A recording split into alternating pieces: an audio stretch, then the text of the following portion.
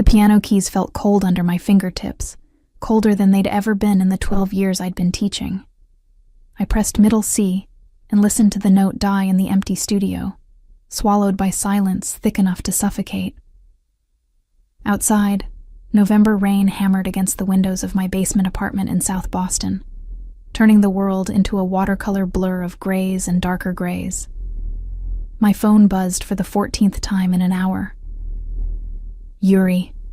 Again. I'd stopped answering 3 days ago, after the 8th voicemail where his voice cracked with fear he tried to mask as bravado.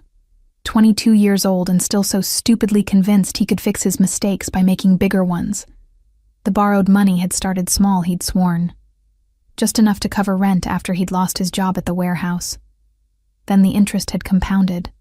The threats had escalated. And now my baby brother, the only family I had left since our parents died in that factory fire 6 years ago, had gotten himself tangled with the kind of people who didn't accept payment plans. The Morozovs. Even thinking the name made my chest tighten. In Boston, you didn't say that name out loud unless you were ready to deal with consequences. The Morozov family controlled everything from the docks to the construction unions, from the judges who looked the other way to the police who somehow never quite managed to make charges stick. Alexei Morozov, the recently crowned heir after his father's death, was rumored to be even colder than the old man had been. I'd seen him once, from a distance, at a charity gala where the private school I taught at had performed. He'd stood apart from the crowd, tall and broad-shouldered in a black suit that probably cost more than I made in 6 months. His dark hair swept back from a face all sharp angles and harder edges. His eyes, even from across the room, had been unsettling. Not brown, not black, but something in between, like frozen earth in winter. He hadn't smiled once the entire evening. My phone buzzed again. This time it wasn't Yuri's number. Unknown caller. My hand trembled as I answered. Hello? Miss LeBlanc. The voice was smooth, accented faintly with something Eastern European. Not a question. He knew exactly who I was. My name is Dmitry Morozov. I believe you know why I'm calling. Ice flooded my veins. Where's my brother? Yuri is safe, for now. A pause, deliberate. He owes our family a considerable sum. $140,000 plus interest accumulated over the past 7 months. The number hit me like a physical blow. I gripped the edge of my piano bench, knuckles white. That's impossible. He told me 20,000. Your brother has been optimistic in his accounting. I heard the smile in his voice, cold and sharp. The question is not the amount, Miss LeBlanc. The question is how we proceed. Yuri cannot pay. This we both know. His earning potential is, shall we say, limited. I'll pay it back. The words rushed out before I could think. I have some savings, maybe 10,000. I can get a second job, work out a payment schedule.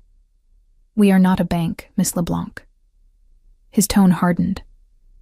We do not offer payment schedules to those who steal from us. Your brother understood the terms when he accepted our money. Steal. The word made my stomach turn. Please, he's just a kid. He made a mistake. A costly one. Another pause. However, there may be an alternative arrangement. Something in his voice made my skin crawl. What kind of arrangement? My cousin Alexei has recently assumed leadership of our family. It's a demanding position. He requires. Shall we call it insurance against further betrayals within our organization? A guarantee of good behavior from those who owe us debts. He let that sink in. You, Miss LeBlanc, would serve as that guarantee. I don't understand. You would live in Alexei's household. You would remain there until your brother's debt is satisfied through other means we will arrange. Your presence ensures Yuri does not attempt to run or do anything further to embarrass our family. The implication crystallized slowly, horribly. You want me as a hostage. Such an ugly word. Dimitri's voice remained pleasant. Think of it as collateral, living collateral. You would be housed, fed, protected. Your brother would be free to continue his life, supervised, but unharmed. And when the debt is satisfied, you would be released. How long? That depends on many factors. 6 months, perhaps. A year at most. A year. 12 months of my life vanished into the orbit of a man whose reputation made hardened criminals nervous. I thought of my students, the 8-year-old prodigy who just started Chopin, the teenagers I tutored after school, who needed someone to believe they were worth more than the neighborhood expected. I thought of my basement apartment with its cracked tiles and reliable radiator, the life I'd built note by note from nothing after our parents died. Then I thought of Yuri, his crooked smile that matched our father's, the way he still called me Risa, like he had when he was 5. The promise I'd made to our mother the night she died, her hand crushing mine in that hospital bed. Take care of your brother. When? My voice sounded hollow. A car will arrive for you tomorrow at 6 p.m. Pack lightly. Personal items only. He paused. Miss LeBlanc, this arrangement is mercy. Most who cross our family do not receive such consideration. I suggest you remember that. The line went dead. I sat in the silence of my studio, rain drumming its relentless rhythm against glass, and wondered if I'd just agreed to bury myself alive. The black Mercedes arrived precisely at 6, idling outside my building with tinted windows that reflected my pale face back at me. I'd packed 1 suitcase, clothes, toiletries, a photo of my parents, my grandmother's silver locket, and the worn paperback of Dostoevsky's The Brothers Karamazov I'd been reading and rereading since college. Everything else I'd left behind, including a note from my landlord and resignation emails to the 3 schools where I taught. The driver didn't speak. He was massive, filling the front seat like a boulder, his neck thick with what might have been scars or tattoos beneath his collar. He loaded my suitcase without making eye contact and held the rear door open with professional efficiency. Miss LeBlanc, he said. Just that. Acknowledgement without warmth. The drive took 40 minutes, winding through neighborhoods that grew progressively wealthier until we reached Beacon Hill. The Morozov estate sat behind iron gates that opened silently at our approach, revealing a 3-story mansion of pale stone and dark windows. Manicured grounds stretched in every direction, dotted with bare November trees that stood like sentinels in the gathering dusk. Beautiful. Absolutely beautiful. And utterly wrong for someone like me. A woman met me at the entrance, late 50s, iron gray hair pulled into a severe bun, expression carved from granite. She looked me over with the assessment of someone evaluating livestock. I am Elena Kuznetsov, she said in heavily accented English. I manage Mr. Morozov's household. You will follow my instructions exactly. You will not wander. You will not disturb Mr. Morozov. You will be invisible unless called upon. Do you understand? Yes. Yes. What? I swallowed. Yes, ma'am. A microscopic nod. Better. Come.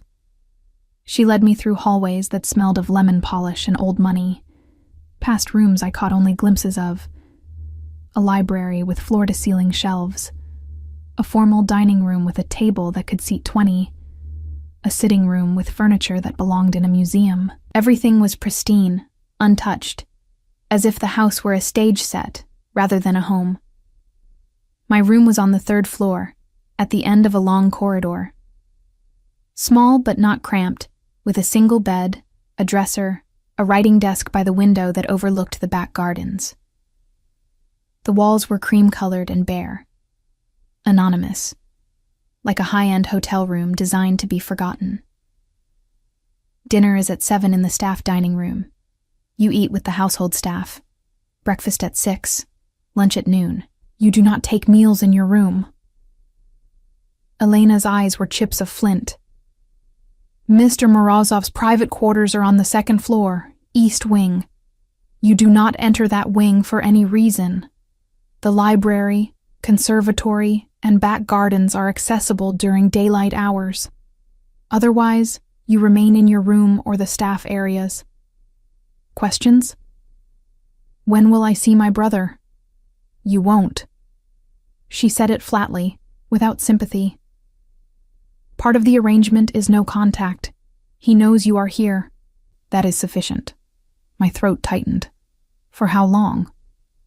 Until Mr. Morozov decides otherwise. She moved toward the door.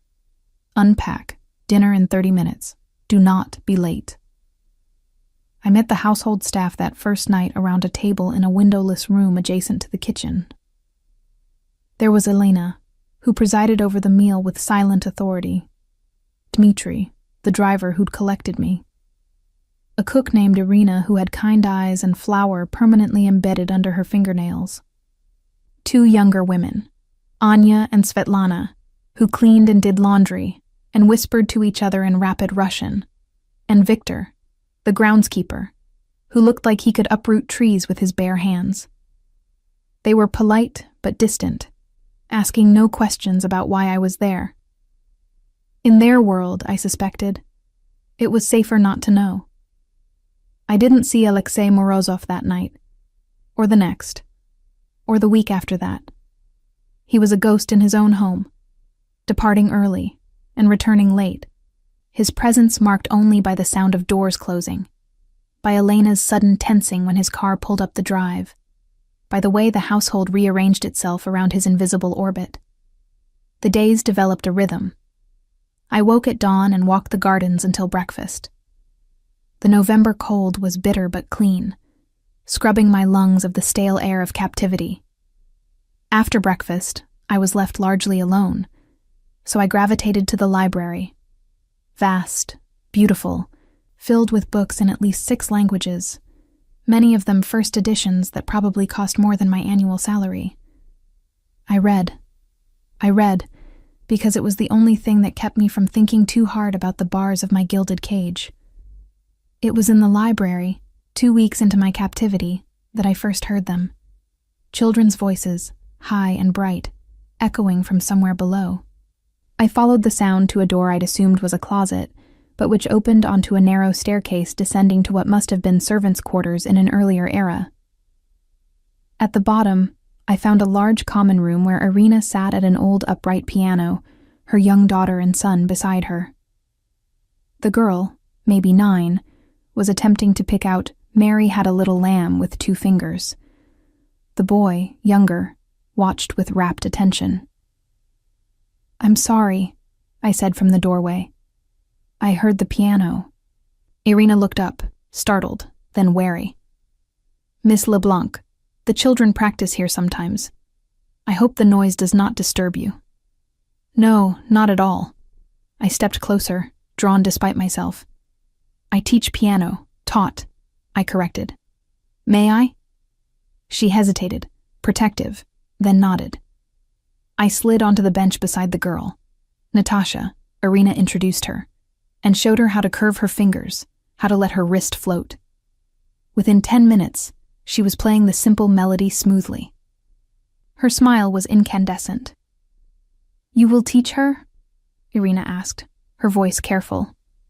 "If you'd like." And so I found my purpose in that house.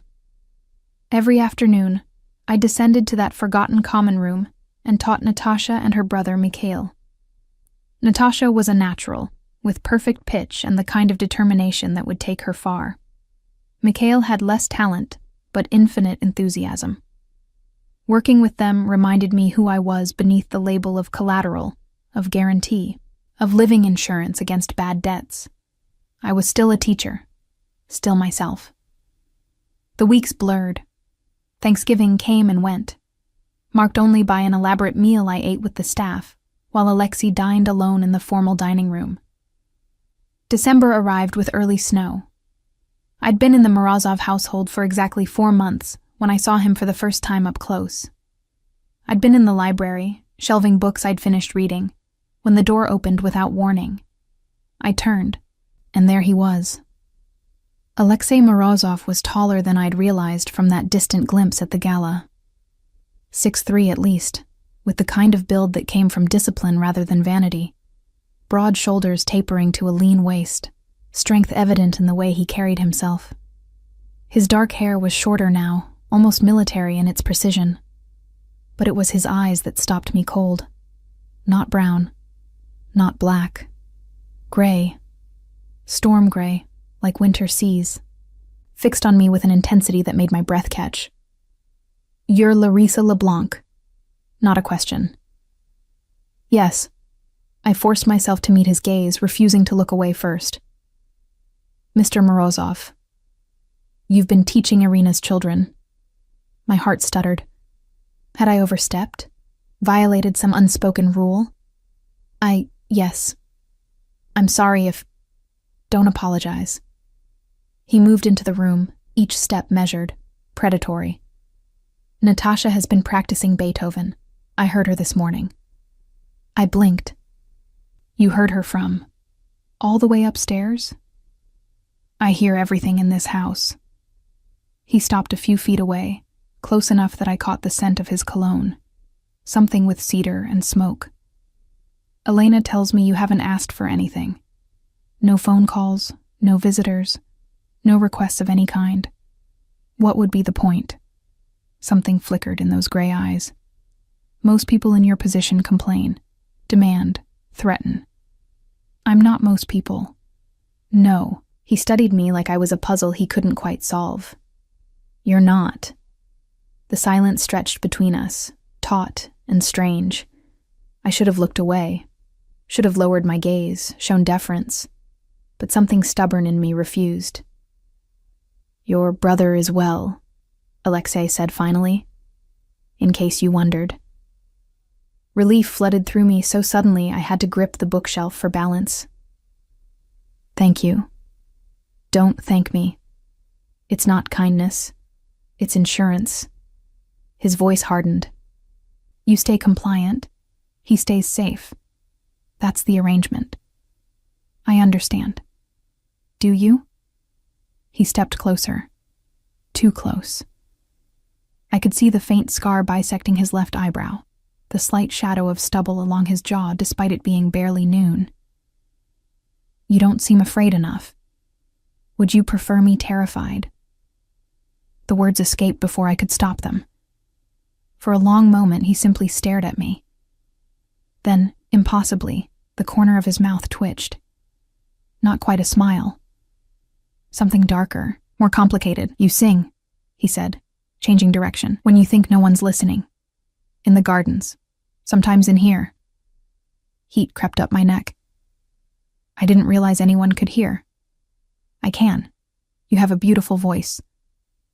The compliment, so unexpected, so quietly delivered, sent a strange flutter through my chest. I pushed it down ruthlessly. "Thank you. Keep teaching the children." He moved past me toward the door. "But remember what you are here, Larissa. You're not a guest. You're not staff. You're collateral. The moment you forget, that is the moment you become a problem I have to solve." Then he was gone, leaving only the faint trail of cedar smoke and the pounding of my heart. I stood in the empty library, books forgotten in my hands, and wondered why a threat had sounded almost like a warning. The days after my encounter with Alexei in the library felt different, charged with an awareness I couldn't shake. I caught myself listening for his footsteps in the hallways, for the distant sound of his voice speaking Russian to Dmitri or Elena. I told myself it was simple vigilance, the natural hyper-awareness of prey tracking a predator. But that didn't explain why my pulse quickened when I heard his car pull up the drive at night, or why I found myself wondering what he did in those private quarters I was forbidden to enter. He'd said he heard everything in this house, which meant he'd heard me singing. The thought made my skin prickle with something I refused to examine too closely. December deepened into true winter. Snow blanketed the gardens in silence, transforming the estate into something from a Russian fairy tale. I continued my routine. Early walks when the cold bit through my inadequate coat, hours in the library, afternoons teaching Natasha and Mikhail.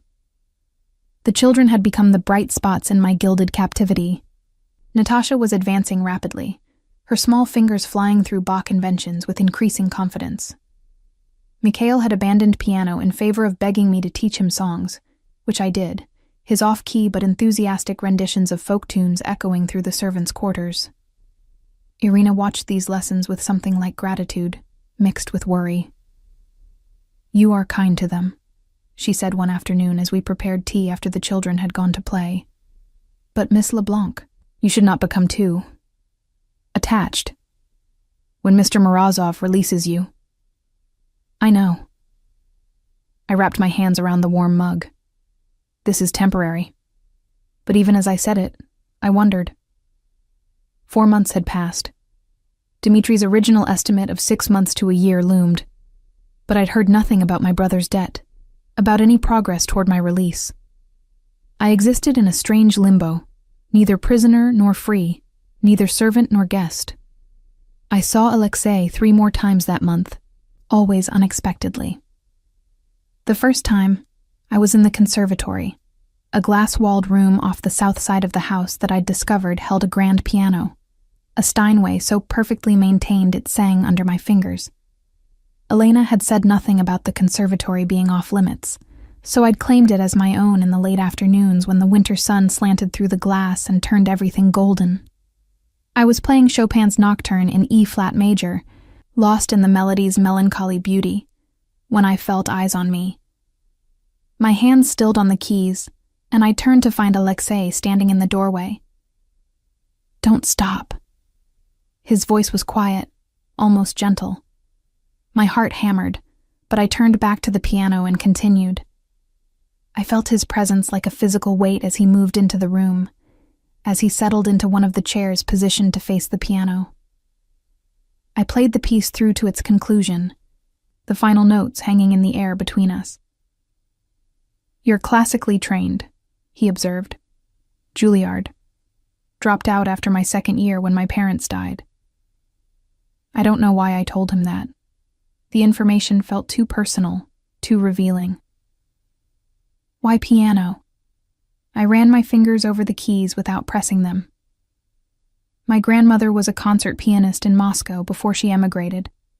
She taught me that music was the only language that couldn't be taken away, no matter what else you lost. Wise woman. She died when I was 12. But yes, she was. Silence settled between us. Not uncomfortable exactly, but weighted with unspoken things. I risked a glance at him. He sat with his legs crossed, one arm draped over the back of the chair, watching me with those unsettling gray eyes. In the golden afternoon light, he looked younger than his 34 years, almost contemplative. "Dimitri says you've asked for nothing," he said finally. "No phone calls, no letters to your brother, no request to leave the estate even for a supervised walk outside the grounds. What would be the point? You've made it clear what I am here. Asking for privileges seems like a waste of breath. Most people in your situation would ask anyway. Bargain. Try to negotiate better terms." I met his gaze steadily. "I'm not most people." "No." Something flickered across his face, too quick to read. "You're not." He stood abruptly, the moment breaking. "Play something else." It was a command, not a request. But something in his tone made it feel less like the order of a captor, and more like, I didn't know what. I chose another Chopin piece, a waltz this time, lighter and more playful. I felt him listening, felt the quality of his attention like a tangible thing. When I finished, he was gone. No goodbye, no acknowledgement. Just the faint scent of cedar smoke lingering in the air. The second time I saw him was less peaceful. I'd woken in the middle of the night to raised voices somewhere below. Not quite shouting, but close. I'd learned enough Russian from Irina to catch a few words. Preditel, traitor, krov, blood, smirt, death. The last word made ice settle in my stomach. Against my better judgment, I crept from my room and down the stairs, following the sound to Alexei's study. The door was ajar, light spilling into the darkened hallway. Through the gap, I saw him standing behind a massive desk, his face a mask of cold fury. Dmitri stood before him, along with 2 other men I didn't recognize. "He stole from us," one of the men said in accented English, presumably for my benefit, though they didn't know I was there. "The shipment is gone.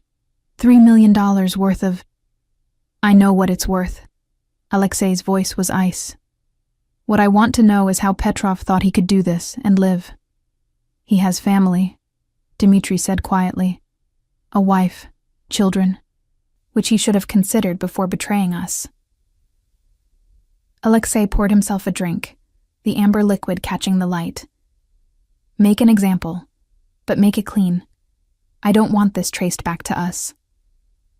My hand flew to my mouth, stifling a gasp. I stumbled backward, my shoulder hitting the wall with a soft thump that sounded deafening in the quiet hallway. The conversation inside stopped. I ran. Quiet as I could, back up the stairs, my heart thundering so hard I thought it might burst. I made it to my room and closed the door just as I heard footsteps in the corridor below. I pressed my back against the door, shaking. Make an example. Make it clean. The casual way he'd ordered what sounded like an execution, as if discussing a business transaction rather than a human life. This was who he was, who they all were. And I'd been foolish enough, in those quiet moments in the library and conservatory, to forget it. Sleep didn't come that night. I lay in bed, watching shadows move across the ceiling, trying not to think about a man named Petrov and what making an example might mean. The 3rd time I saw Alexei, he found me. It was a week before Christmas. I'd been in the library, curled in my favorite chair by the window, reading Anna Karenina in the original Russian, a language I'd studied but never quite mastered. I dozed off, the book open on my lap, lulled by the warmth of the fire and the silence of the house. I woke to find him sitting in the chair across from me. My breath caught. He was dressed more casually than I'd seen him. Black sweater, dark jeans, his hair slightly mussed as if he'd been running his hands through it. He was reading his own book, seemingly unconcerned by my presence. "How long have you been there?" My voice came out rough with sleep. 20 minutes. He didn't look up from his book. "You talk in your sleep, in Russian mostly. Your accent needs work." Heat flooded my cheeks. What did I say? Nothing coherent. Now he did look at me, and something in his expression made my pulse skip. "You apologized to someone named Yuri, repeatedly." My brother's name on his lips made my chest tighten. "Is he?" "He's fine. Working at one of our warehouses. Supervised, but unharmed." Alexei closed his book. "You worry about him?" "He's my brother. Of course I worry. Even though his stupidity is the reason you're here." The bluntness stung. He made a mistake. He's young. He's an adult who made adult choices with adult consequences. Alexei leaned forward, elbows on his knees. "And you're paying for those choices. Does that not make you angry?" It did. God, it did. Some nights I lay awake, seething with resentment, with the unfairness of it all. But I'd learned young that anger without outlet was just poison. "Anger doesn't change anything," I said finally. "No, but it's honest." His eyes held mine. "I'd respect you more if you raged, screamed, threw things. This. Compliance. It's unnatural." "Would you prefer me to be a problem?" I echoed his words from our first conversation. "I'd prefer you to be real." The words hung between us, intimate in a way that made my skin prickle. I looked away first, unable to hold his gaze. "I heard you," I said quietly. "Last week, in your study, you ordered someone killed." I expected denial, anger. Instead, he simply nodded. "Petrov stole from us, put 15 of my people at risk with his theft. In my world, That has only one consequence. And you don't feel anything? No guilt? I feel responsible. His voice hardened. For the people who depend on me, who trust me to protect them. Petrov chose to betray that trust. I chose to protect my family. Guilt is a luxury I can't afford. I pulled the blanket tighter around myself. I don't understand how you live like that. You don't have to understand. You just have to stay out of the way. He stood, moving to the fireplace. That's what you're good at, isn't it? Staying invisible. Not making waves. Existing in the margins of other people's lives. The observation cut deeper than it should have. You don't know me. Don't I? He turned, backlit by flames. You teach piano to children who aren't yours. You read books in languages you haven't mastered. You sing when you think no one's listening. You've been here 4 months and haven't asked me for a single thing. You're so busy being what everyone needs you to be that I'm not sure you know who you actually are. Anger flared, bright and welcome. And you do? Know who you are? I know exactly who I am. I'm the man who keeps 50 families fed and safe.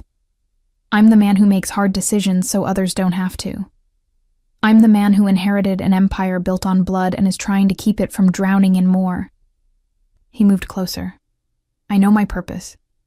Do you know yours? I stood, refusing to let him tower over me. My purpose right now is to be your collateral, your guarantee, your living insurance policy. You've made that very clear. That's what you are, not who. He was close now, close enough that I had to tilt my head back to meet his eyes. Who are you, Larissa LeBlanc, when you're not being what other people need? I didn't have an answer. The realization hollowed me out. Alexei's expression softened, just fractionally. When you figure it out, let me know. He left me standing by the fire, shaking with emotions I couldn't name. Christmas came quietly. Elena allowed me to help Irina prepare a small celebration for the children. Cookies decorated with too much icing. Simple gifts I'd made from scraps of fabric and paper. Natasha and Mikhail's joy was pure, untainted by the reality of where we were, what this house represented. Alexei appeared briefly, dressed in an impeccable suit, clearly on his way somewhere important. He handed Natasha and Mikhail each a wrapped present, a professional keyboard for Natasha, a child-sized guitar for Mikhail. The children squealed with delight. His eyes found mine across the room. I mouthed, "Thank you." He nodded once and was gone. That night, alone in my room, I found a package on my bed. Inside was a book, a first edition of Rachmaninoff's piano concertos, with handwritten notes in the margins in Russian.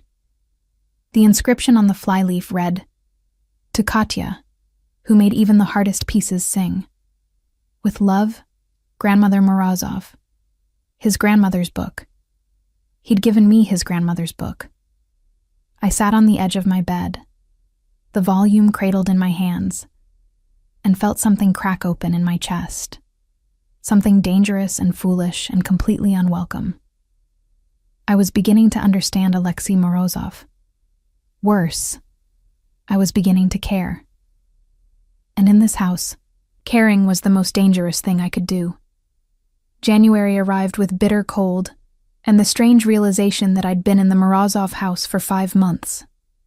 5 months of existing in the margins, of teaching children who weren't mine, of reading books in a library that felt like borrowed time.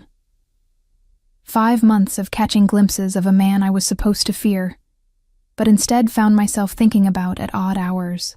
The book Alexei had given me, his grandmother's annotated Rachmaninoff, sat on my nightstand like an accusation.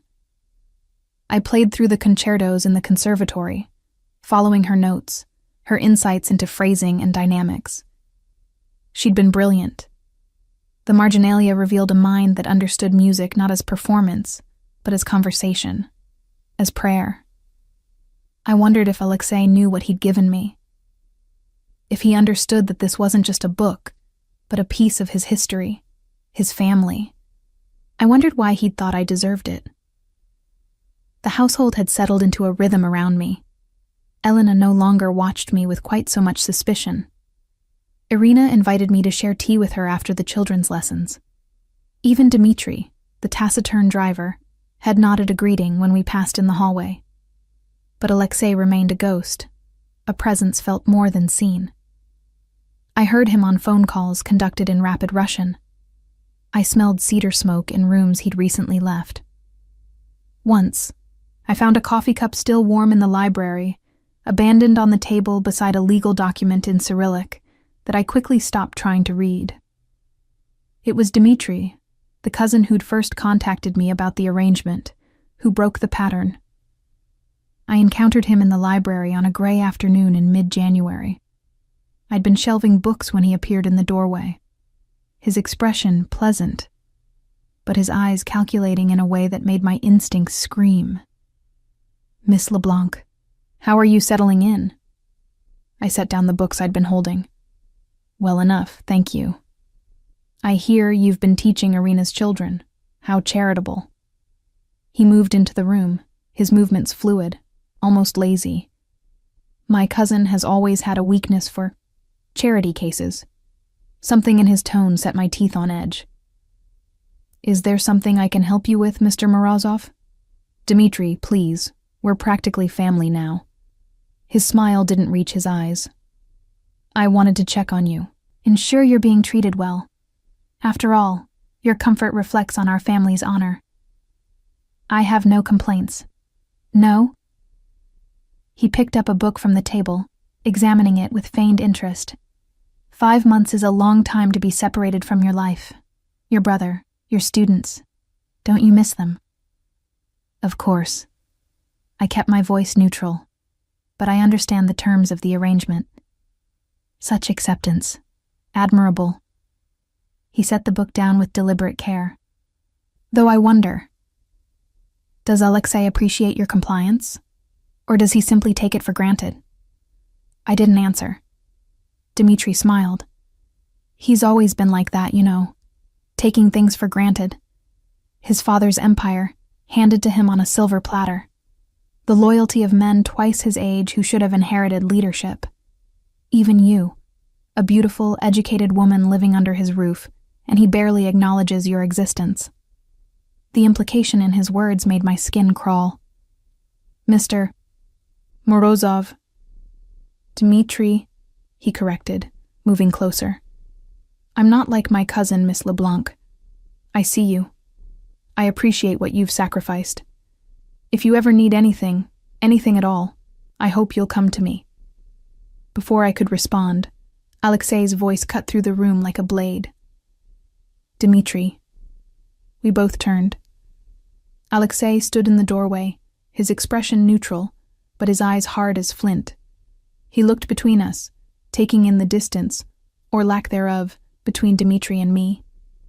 "Cousin," Dmitri's pleasant mask never slipped. "I was just welcoming Miss LeBlanc, ensuring she feels at home." "How thoughtful." Alexei's voice was soft, dangerous. "I'm sure she appreciates your concern. Now, we have business to discuss. My office, 5 minutes." It wasn't a request. Dmitri inclined his head, shot me one last smile, and departed. Alexei remained in the doorway, his gaze still fixed on me. What did he want? Not angry, something else. He said he was checking on me. I wrapped my arms around myself, making sure I was comfortable. "And were you? Comfortable?" I met his eyes. "No." Something shifted in his expression. "Good. Stay away from Dmitri. If he approaches you again, tell me immediately." "Why? What?" "Just do as I ask." He moved into the room, the energy changing. "How are the children progressing?" The abrupt subject change through me. "Natasha is ready to perform. Mikhail is. Enthusiastic, if not technically proficient." The corner of his mouth twitched. Almost a smile. "Like his father was with the balalaika, according to Irina." You knew his father? Victor served my father for 20 years. He died protecting him. Alexei's voice was matter-of-fact, but I caught something beneath it. Taking care of his family is the least I can do. I thought of the expensive instruments he'd given the children, of Irina's secure position in his household. Acts of loyalty repaid. That's why you let me teach them, I said slowly. Not kindness. Obligation. Does it matter? The result is the same. It matters to me. He studied me for a long moment. Why?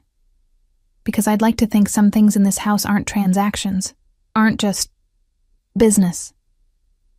Everything is business, Larissa. The sooner you understand that, the safer you'll be. But even as he said it, his gaze dropped to the book on my nightstand, his grandmother's Rachmaninoff. When his eyes returned to mine, something unspoken passed between us. I should go, I said, suddenly needing distance from whatever this was. Wait. He reached into his jacket and produced a phone. Not a smartphone, but a simple flip phone, the kind you could buy prepaid. For emergencies, it has one number programmed. Mine. I stared at it. I don't understand. If Dmitri or anyone else makes you uncomfortable, if you need something, use it. He placed it in my hand, his fingers brushing mine. Don't tell Elena. Don't tell anyone. Why are you doing this? For a moment, I thought he wouldn't answer. Then, because you were right. Some things shouldn't be transactions. He left before I could respond. I didn't use the phone. But knowing I had it changed something. Changed the way I moved through the house. The way I slept at night. I wasn't quite a prisoner anymore. Wasn't quite collateral. I didn't know what I was. The winter deepened.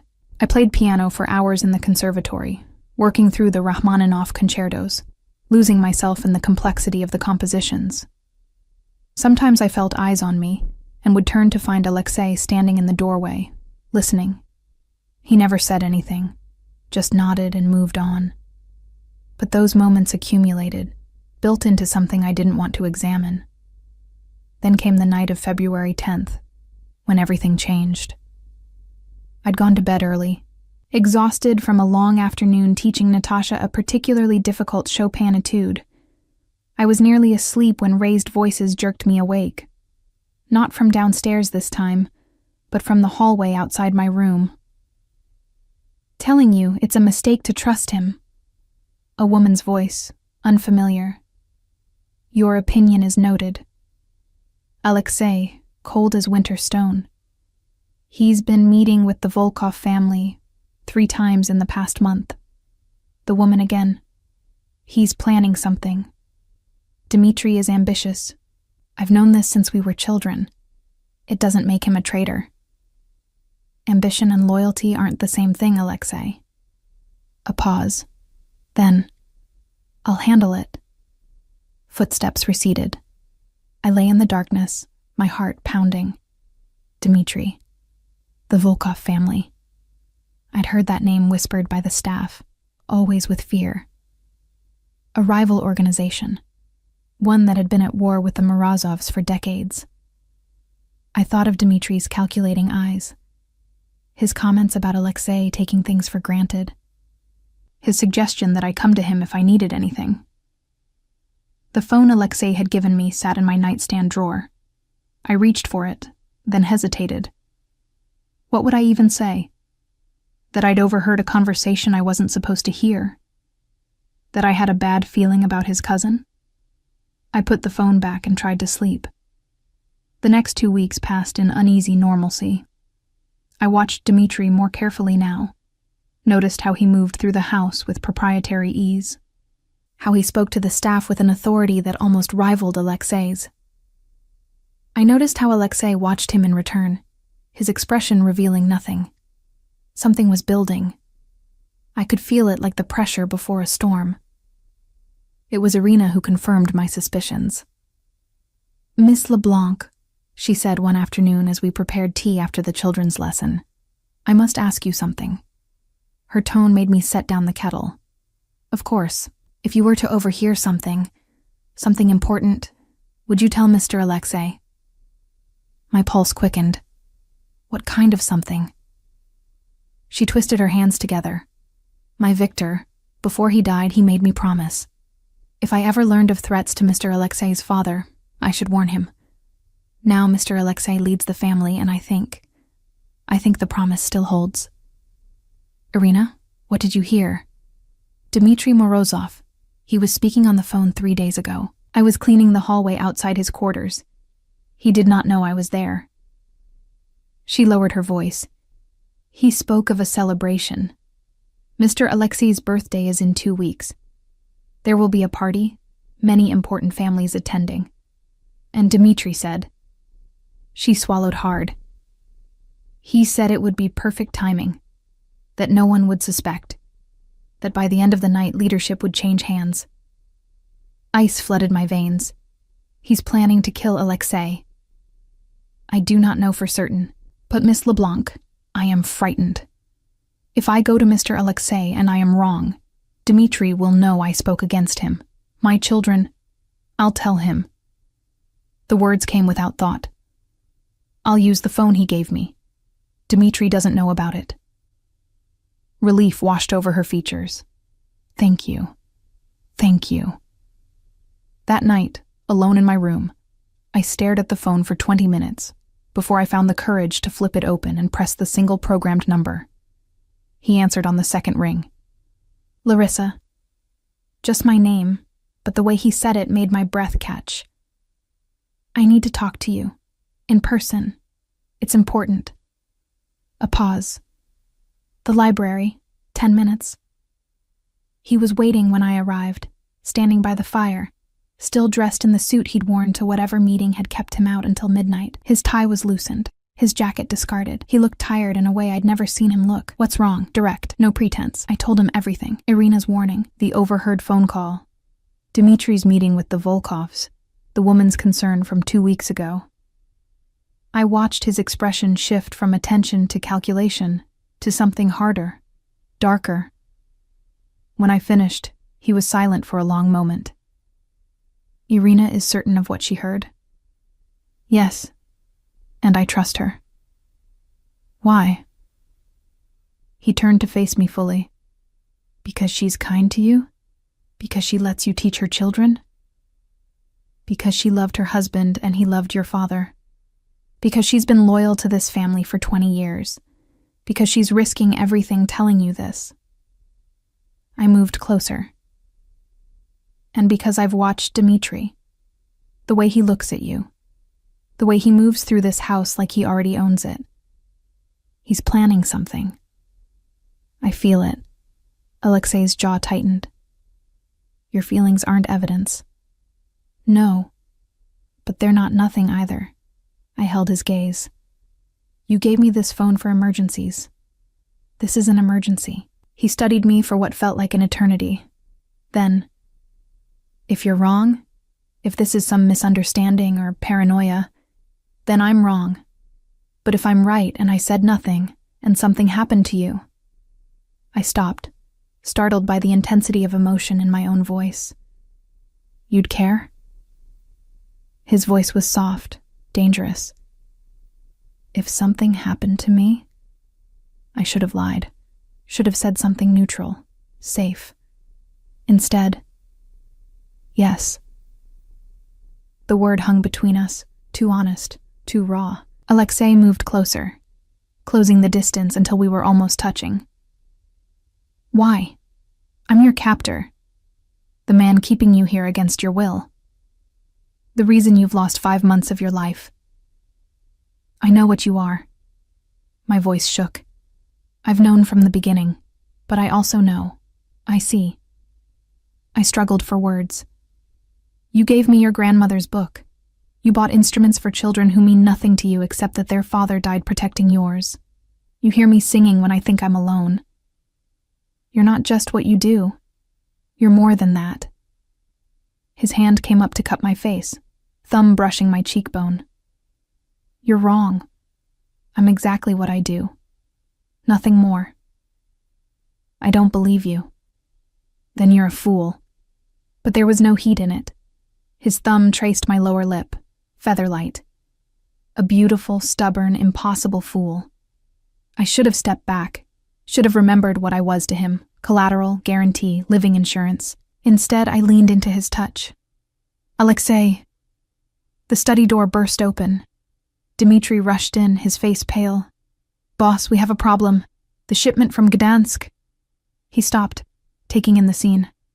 Alexei and me, standing too close, his hand still cradling my face.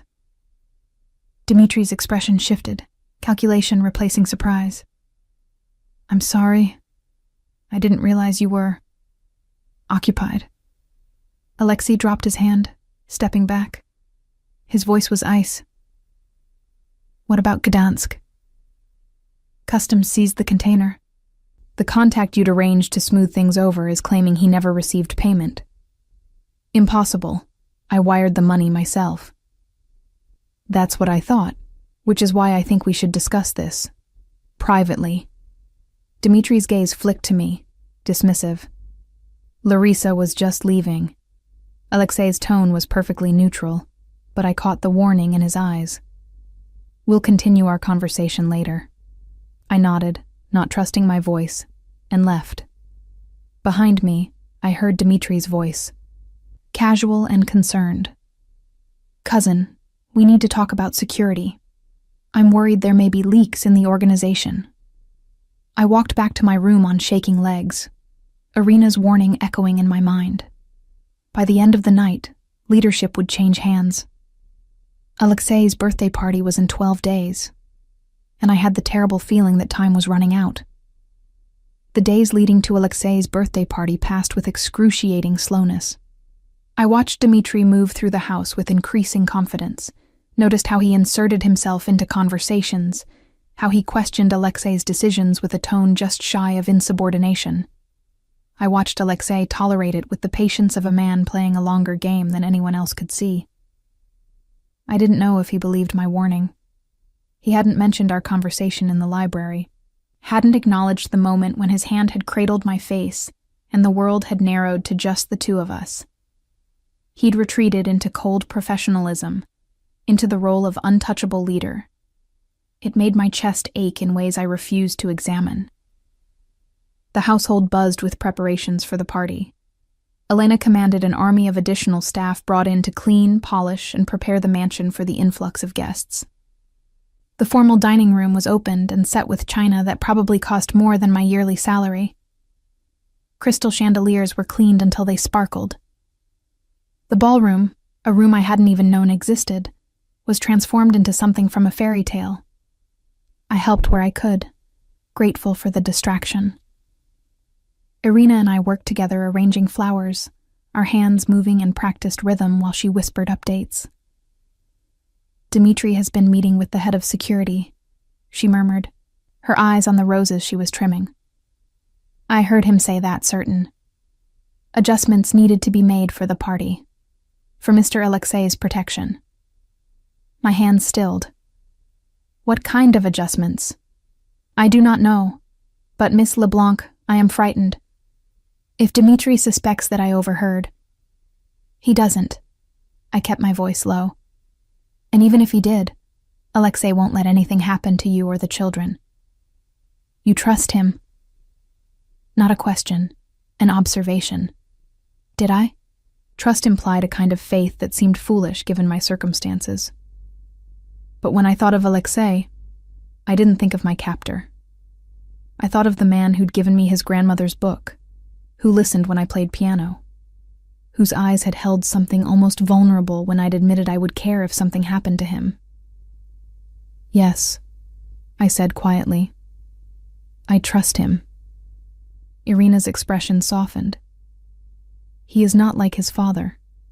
The old Mr. Morozov, he was hard, cold.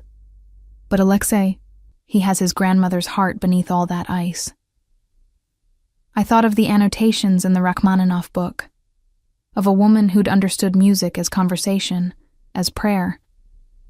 If Alexei had inherited even a fraction of her capacity for feeling, he hid it well. The party was set for Saturday evening.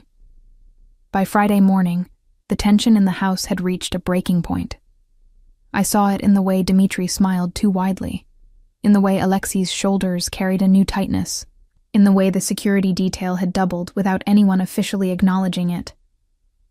I was in the conservatory, seeking refuge in the piano, when Alexei found me. "Play something," he said from the doorway. I didn't argue.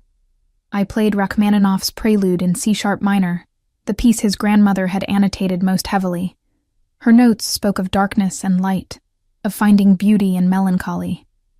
I poured everything into the music, my fear, my growing feelings for a man I shouldn't care about, my desperate hope that I was wrong about Dmitri. When I finished, Alexei was sitting in his usual chair, his expression unreadable.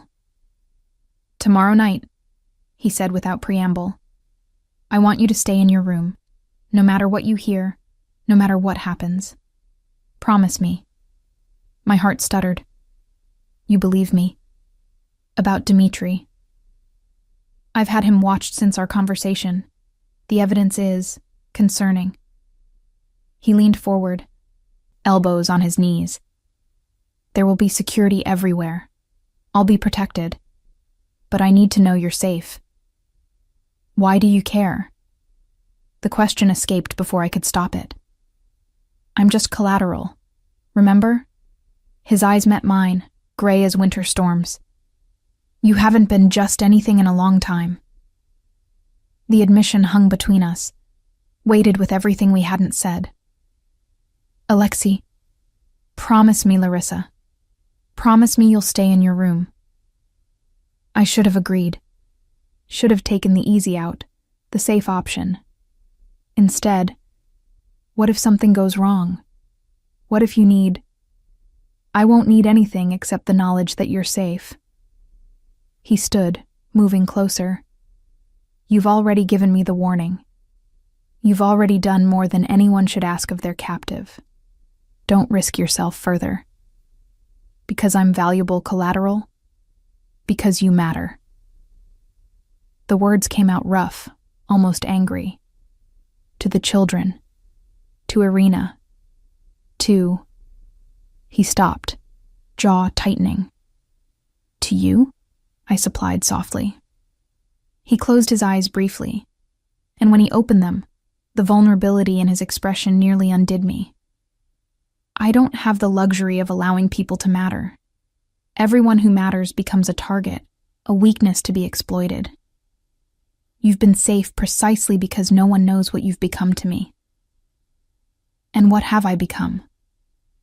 He reached out, tucking a strand of hair behind my ear with devastating gentleness. The one person in this house who sees me and still stays. I don't have a choice about staying. You have a choice about how you see me. Most people look at me and see a monster. You look at me and see... I don't know what you see. But it's not fear. I thought of all the moments I'd watched him. The careful way he handled his grandmother's book. The kindness he showed to Victor's children. The weight he carried on those broad shoulders. The burden of keeping an empire from drowning in blood. I see a man trying to be better than what he was born to, I said. A man who gave me his grandmother's book because he knew I'd understand the music the way she did. A man who's terrified that tomorrow night his cousin will try to kill him, but who's more worried about a piano teacher's safety than his own. His hand cupped my face, thumb tracing my cheekbone. You're wrong about me, Larissa. I'm not good. I'm not redeemable. I've done things that would make you sick if you knew the full extent.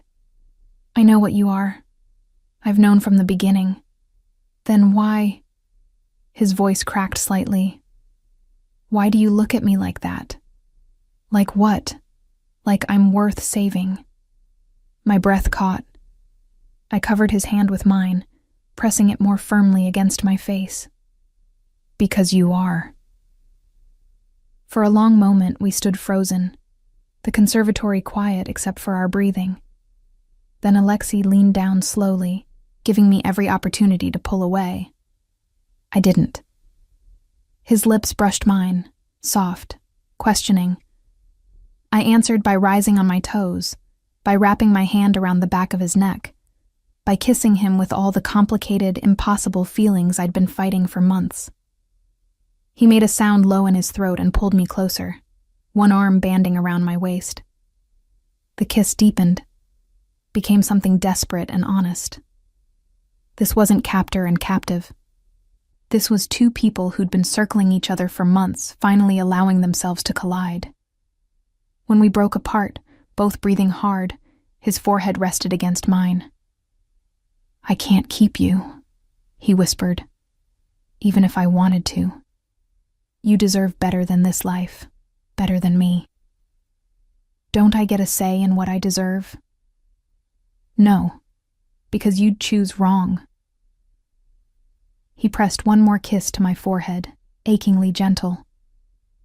"Promise me you'll stay in your room tomorrow night."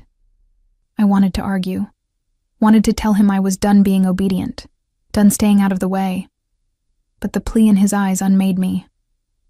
"I promise." Saturday arrived with crystalline winter sunshine that felt like mockery. I spent the day helping with last-minute preparations while trying not to think about what the evening might bring. Guests began arriving at 7, their expensive cars lining the circular drive. I watched from my window as Boston's elite filed into the mansion. Politicians, judges, business owners, and others whose exact professions were deliberately vague.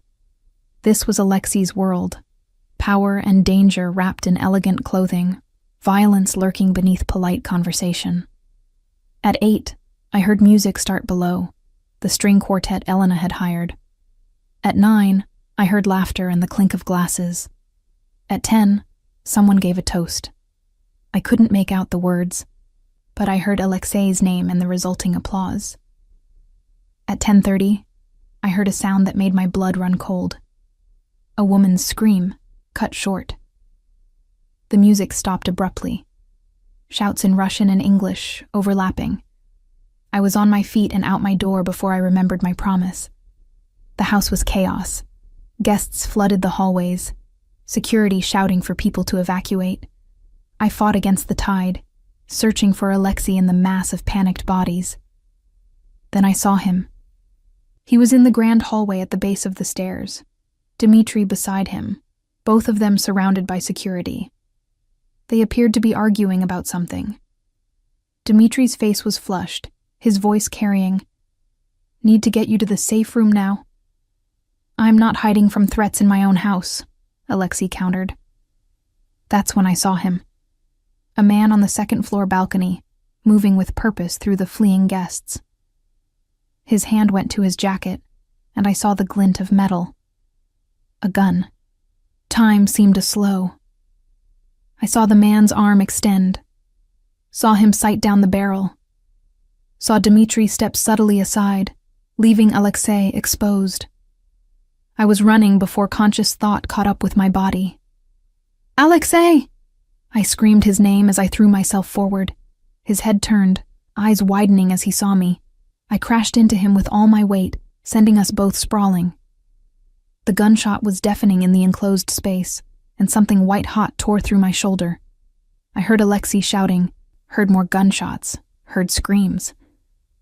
Then his face was above mine, his hands on my shoulders, and I realized I was lying on the marble floor in a spreading pool of something warm. "Larissa. Larissa, look at me." His voice cracked. "Why did you—" "I told you to stay in your room." "You're welcome," I managed. Then the world tilted sideways and went dark. I woke to whiteness. White ceiling, white walls, the antiseptic white smell of hospitals. Pain radiated from my shoulder in waves, sharp and insistent. I tried to move and gasped as fire shot through my upper body. "Don't." A rough voice, familiar. "The doctors said you need to stay still." I turned my head, slowly, carefully, and found Alexei sitting in a chair beside my bed. He looked terrible. His normally immaculate appearance was destroyed. Stubble darkened his jaw. His shirt was wrinkled and stained with what might have been blood. His eyes were shadowed with exhaustion. But he was alive, whole. You're okay, I whispered, my throat raw. His laugh was humorless. I'm okay. You took a bullet meant for me and you're asking if I'm okay.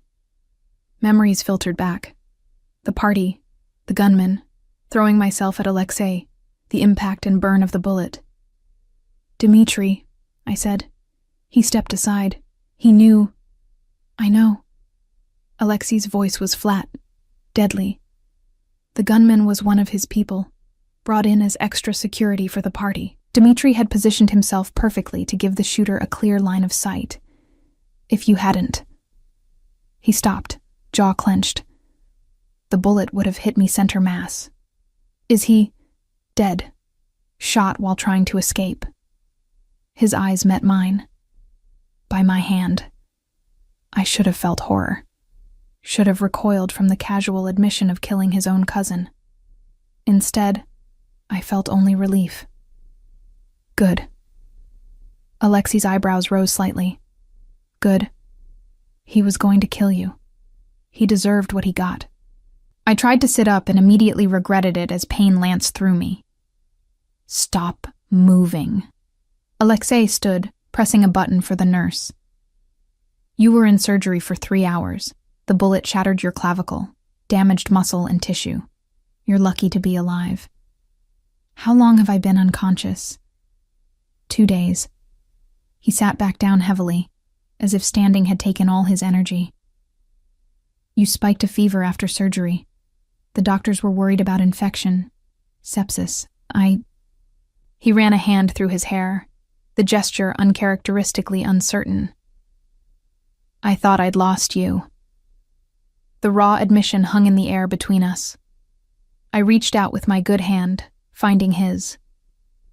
His fingers immediately intertwined with mine, gripping almost painfully tight. I'm here, I said softly. I'm okay. You shouldn't be here. You should be in your apartment teaching piano to children who aren't caught up in this world. You should be safe. His voice broke slightly. Instead, you threw yourself in front of a bullet for me. Why? Why would you do something so monumentally stupid? Because the alternative was watching you die. I squeezed his hand. I couldn't let that happen. Why not? I'm your captor. I took you from your life, held you hostage for 5 months. You gave me your grandmother's book. You listened when I played piano. You worried about a piano teacher's safety more than your own. You made me see. I struggled for words through the medication haze. You made me see the man underneath the monster you pretend to be. Alexei closed his eyes, bringing my hand to his lips. He pressed a kiss to my knuckles, and I felt moisture that might have been tears. You almost died, Larissa. You almost died saving me. Do you understand what that means? What you've done? I saved your life. You've ruined me. He looked at me then, his gray eyes bright with unshed tears. Because now I can't let you go. I've tried. God knows I've tried to think of you as just collateral, just business. But you're not. You haven't been for months. And now that you've nearly died for me. His voice dropped to barely a whisper. How am I supposed to let you walk away from this? From me? My heart stuttered. Who says I want to walk away? You should want to. Any sane person would run from what I am, from this life. Maybe I'm not sane. I managed a weak smile. I fell for my captor. That's definitely not sane. His breath caught. Fell? The truth sat between us, impossible to take back. I love you. I probably have for weeks, maybe longer. I tried not to. But Alexei, when I saw that gun pointed at you, the only thing I could think was that I couldn't lose you. Not like that. Not ever. For a long moment, he simply stared at me. Then he leaned forward, pressing his forehead to mine with exquisite gentleness. I don't deserve you, he whispered. I don't deserve your love or your sacrifice, or the way you look at me like I'm worth saving. But God help me, I'm too selfish to give you up. Then don't. He kissed me then, soft and careful, mindful of my injuries. When he pulled back, his eyes were wet. I love you, Larissa LeBlanc. I think I've loved you since the day I found you in the library, surrounded by books, singing under your breath. You walked into my world and made it lighter, better. You made me want to be better. The nurse arrived, followed by a doctor who checked my vitals and adjusted my medication. Alexei stepped back, wiping his eyes, composing himself back into the controlled leader. But I saw the way his hand shook slightly as he shoved it in his pocket. Saw the way his gaze kept returning to me as if to reassure himself I was real, alive. She needs rest, the doctor said in accented English. The next few weeks will be critical for healing. No stress, no excitement. After they left, Alexei returned to his chair. I've arranged for you to have a private room, round-the-clock nursing care, the best physical therapists in the city. Alexei. He stopped, looking at me. Just sit with me. That's all I need. So he did. He pulled his chair closer to the bed, took my hand again, and simply sat. No words, just his presence and the steady rhythm of his thumb stroking circles on my wrist. I drifted in and out of sleep. Each time I woke, he was there. Sometimes reading documents with his free hand. Sometimes just watching me with an expression so tender it made my chest ache. Once, I woke to find him asleep in the chair. His head rested on the edge of my bed, still holding my hand. The days blurred.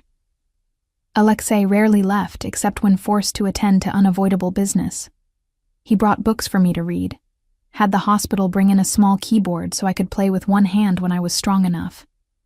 He updated me on the household. Irina and the children were safe, moved to a secure location as a precaution. Elena had been horrified when she heard what I'd done, had sent flowers with a note in Russian that Alexei translated. You are braver than any soldier I have known.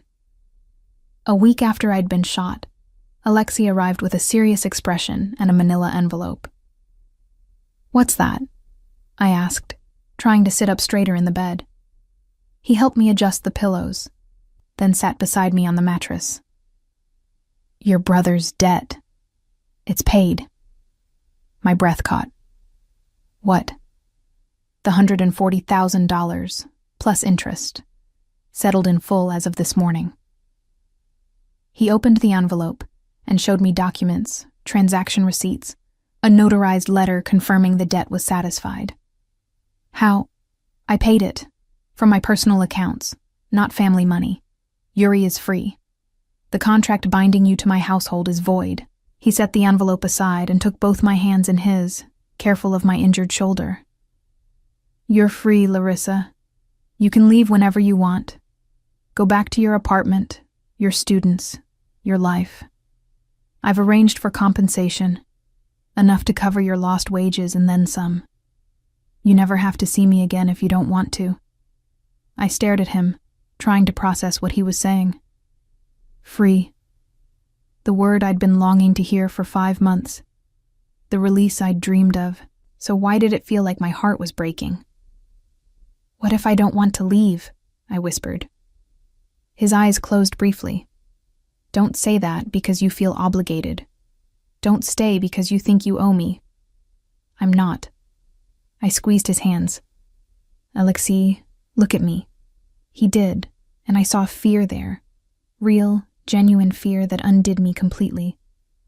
I don't want to go back to my old life. I took a shaky breath. I want to stay. With you. Not as collateral or a captive or whatever I was before. As your equal. As someone who chooses to be here. The life I lead. I know what your life is. I've lived in your house for 5 months. I've seen enough to understand what I'd be choosing. I touched his face with my good hand. And I'm still choosing it. Choosing you. Why? The question was raw, broken. After everything. Because you're worth it. Because when you thought I was dying, you cried. Because you gave me your grandmother's book and listened when I played piano and worried about children who weren't yours, simply because their father served your family. Because underneath all the ice and the control and the terrifying power, you have your grandmother's heart. I smiled through sudden tears. And I love that heart. I love you. He pulled me into his arms, carefully, so carefully, and I felt him shaking against me. I love you, he said into my hair. I love you so much it terrifies me. You've become the one thing in this world I can't afford to lose. Then don't lose me. Keep me. But as your equal, Alexei. As your partner, not your possession. He pulled back just enough to look at me, and the vulnerability in his expression nearly broke me. My equal, he repeated. My partner. A pause. My wife? My heart stopped. What? Marry me, Larissa. Not because of any debt or obligation. Not because you saved my life or because you're trapped here. Marry me because you love me and I love you and I want to spend whatever life I have left making you happy. His hand cupped my face. Marry me because you choose to, with full knowledge of what you're choosing. And if you say no, I'll understand. I'll let you go and I'll never... Yes. The word came out choked with emotion. Yes, I'll marry you. The kiss was soft, reverent, full of promise. When we broke apart, both smiling through tears, Alexei rested his forehead against mine. I'm still working out how to be the man you deserve, he admitted. I don't know if I'll ever be fully good. But I swear to you, Larissa, I will try every day to be worthy of your love. You already are, I whispered. You just can't see it yet. 3 weeks later, I was finally released from the hospital. My shoulder was still weak, the physical therapy ahead of me daunting, but I was alive, whole, and going home, though home had taken on an entirely new meaning. Alexei had wanted to carry me from the car to the house, but I'd insisted on walking, even if it was slow and careful. I needed to walk into this next chapter of my life on my own feet, as his equal, not as someone who needed to be carried. The mansion looked different somehow. Maybe because I was seeing it through new eyes, not as a prisoner viewing her cage, but as someone who'd chosen to make this place her sanctuary. Elena met us at the door, and to my shock she smiled. An actual smile that transformed her stern features. "Welcome home, Miss LeBlanc," she said. Then, after a pause, "The children have been asking for you." My chest warmed. "Are they here?" "In the conservatory. I hope you do not mind. Mr. Morozov had the piano tuned for your return." I looked at Alexei, who shrugged with obviously feigned innocence. "You'll need to keep up your strength. The children are excellent motivation." The conservatory had indeed been transformed. The piano gleamed, fresh flowers adorned the small tables, and Natasha and Mikhail practically vibrated with excitement when they saw me. "Miss Larissa," Natasha launched herself forward, then remembered my injury at the last second and gently hugged my waist instead. "Mama said you were very brave, that you saved Mr. Alexei." "I did what anyone would do," I said, stroking her dark hair. "Not anyone," Irina said from the doorway, Alexei behind her. "Only someone with a very good heart." I spent the afternoon with the children, playing simple pieces with my good hand, while Natasha played the more complex parts. Mikhail sang along, delightfully off-key, and Alexei watched from his usual chair, that soft expression on his face that I was beginning to recognize as peace. This was what I'd chosen. This strange, complicated family that had formed in the unlikeliest of circumstances. That night, after the children had gone home and the house had settled into quiet, I found Alexei in his study. He was reviewing documents, but set them aside immediately when I entered. "You should be resting," he said, rising. I've been resting for 3 weeks. I needed to see you." I moved to his desk, and he pulled me gently onto his lap, mindful of my shoulder. "I wanted to ask you something." "Anything." "My brother, Yuri. Can I see him?" Alexei's expression shifted, became more guarded. "Are you sure? The last time you saw him, it was because of his debt, because of what his choices cost you." "He's still my brother. And yes, he made terrible choices. But Alexei," I touched his face, "you've shown me that people can be more than their worst decisions, that they can change, grow, become better. I want to give Yuri that same chance." He was quiet for a long moment, then nodded. "I'll arrange it. But Larissa, he works for me now. In one of the legitimate businesses, a warehouse, inventory management. He's being watched, not because I don't trust him, but because others might target him to get to you." "I understand. Do you?" His arms tightened around me slightly. "This is what your life will be now. Security details, watched movements, the constant awareness that being connected to me makes you a target. Being connected to you also makes me loved, protected, and happier than I've been in years. I'll take the surveillance if it means I get to keep you." He buried his face in my hair.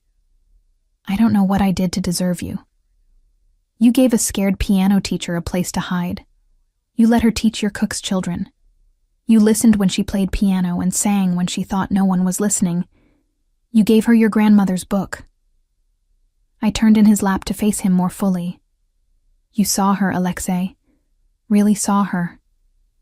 That's what you did." The days turned to weeks. My shoulder healed slowly but steadily. Yuri came to visit, full of apologies and genuine remorse. I'd expected to feel angry, but seeing him, how much he'd grown in the months we'd been apart, how seriously he was taking his second chance, I felt only relief that we'd both survived our respective crucibles. "I'm sorry, Risa," he said, using the childhood nickname. "I'm so sorry for what I put you through." "I know." I hugged him with my good arm. "Just don't waste this opportunity, okay? Alexei is giving you a real chance. Don't throw it away." "I won't, I swear." Elena gradually thawed, even going so far as to ask my opinion on household matters. The staff began treating me less like a strange presence and more like a member of the family. Irina's children called me Aunt Larissa. Slowly, inexorably, I was weaving myself into the fabric of the Morozov household. But the moment that changed everything came on a cold evening in late March. Alexei had been unusually quiet all day, distracted during meals, distant even when we were together. I'd given him space, understanding that running an empire, even a partially legitimate one, came with pressures I couldn't fully comprehend. That night, he found me in the library, curled in my favorite chair with his grandmother's Rachmaninoff book. "Come with me," he said, offering his hand. "There's something I want to show you." He led me not through the house, but outside, to the gardens that had been my refuge during those early days of captivity. The spring night was cool, but not cold, stars scattered across the clear sky. We walked in silence until we reached a small clearing I'd never noticed before, hidden behind a screen of trees. In the center stood a bench, new, made of dark wood with an engraving I couldn't read in the dim light. "When I was a boy," Alexei said, still holding my hand, "my grandmother would bring me here. This was her thinking place, she called it, where she came when the world became too loud, too demanding. After she died, I couldn't come here. It hurt too much. Alexei, let me finish." He pulled me gently to the bench, and we sat. I haven't been able to come here in 15 years, but tonight I realized, with you, I can. With you, I can remember her without it destroying me, because you understand what she understood, that music is conversation, that beauty matters even in darkness, that some things are worth fighting for even when the cost is high. I squeezed his hand, unable to speak past the lump in my throat. I had this bench made, he continued. Look at the engraving. He pulled out his phone, using the flashlight to illuminate the words carved into the dark wood. Russian first, then English below. For Katya, who taught me that love is the only thing worth protecting. And for Larissa, who taught me I was worth saving. Tears spilled down my cheeks. Alexei, I told you once that everything is business, that nothing happens without a transaction. He turned to face me fully. I was wrong. You proved me wrong. You gave me everything. Your trust, your care, your very life, without asking for anything in return. You saved me in every way a person can be saved. You saved me too, I whispered. You gave me a purpose when I'd lost mine. You made me see that I'd been living in the margins of my own life, being what everyone needed instead of being myself. You saw me, Alexei, the real me. And you loved her anyway. He pulled a small box from his pocket, and my breath caught. I know I already asked you to marry me in that hospital room, he said, opening it to reveal a ring, platinum with a single perfect diamond, simple and elegant. But I want to do it right this time. Not when you're injured and medicated and possibly not thinking clearly. I want to ask you when you're whole and healthy and have had time to truly understand what you're choosing. Alexei. Larissa LeBlanc, you walked into my life as collateral and became the only thing I'd die to protect. You saw past the monster I've been told I am and found something worth saving. You love me despite knowing exactly what I am, what I've done, what I'm capable of. You're brave and stubborn and impossibly kind, and I love you more than I thought I was capable of loving anyone. His voice thickened with emotion. Will you marry me? Will you choose this life, this world? Me? Not because you have to, but because you want to? I couldn't speak through my tears, so I simply nodded and held out my hand.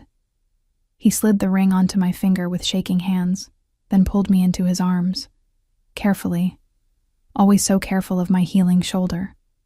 We sat there in his grandmother's thinking place, holding each other under the stars, and I marveled at the journey that had brought us here.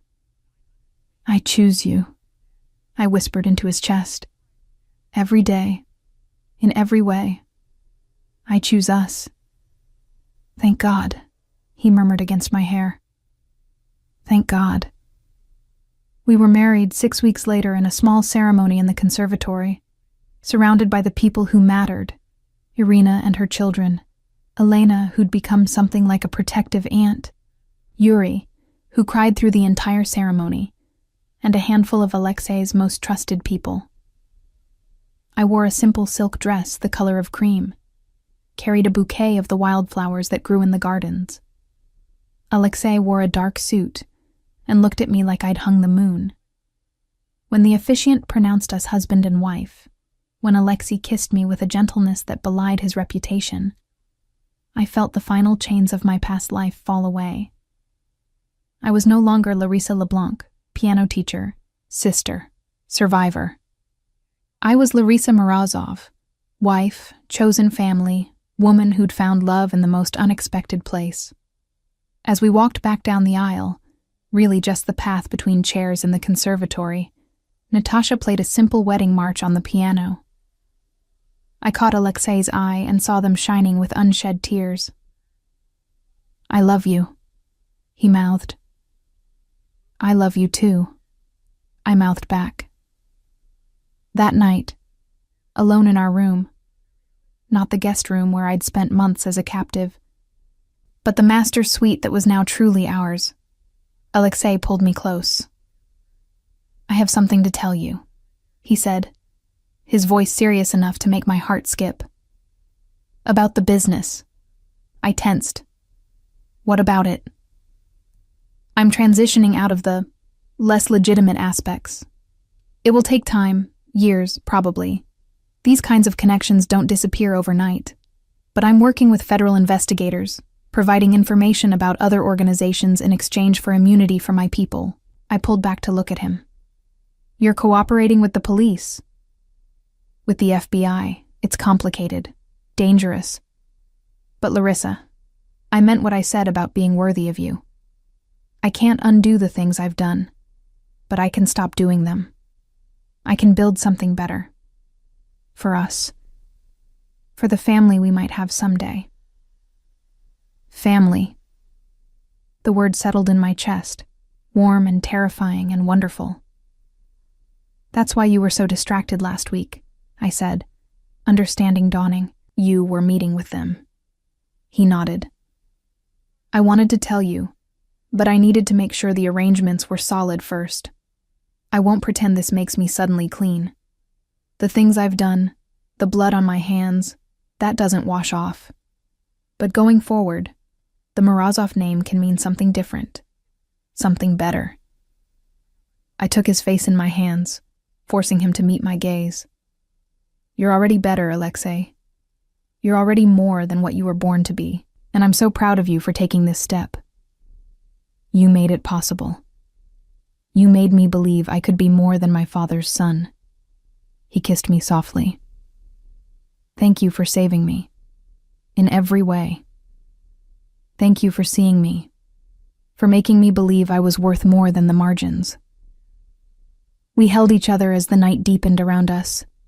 Two people who'd found each other in the most unlikely of circumstances and built something real from the ashes of captivity and fear. I thought of the frightened woman who'd stepped into this house 6 months ago, believing she was nothing more than collateral, nothing more than a guarantee against bad debts. I thought of the cold, controlled man who'd held himself apart from everyone, convinced he was beyond redemption. We'd both been wrong. Love, I'd learned, wasn't a transaction. It wasn't something you bargained for or negotiated.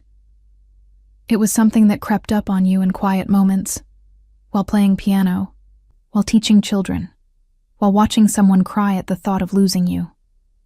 It was something worth fighting for, worth dying for, worth living for. And as Alexei's arms tightened around me, as I felt the steady beat of his heart against mine, I knew with absolute certainty I'd made the right choice. Not because I had to, because I wanted to, because I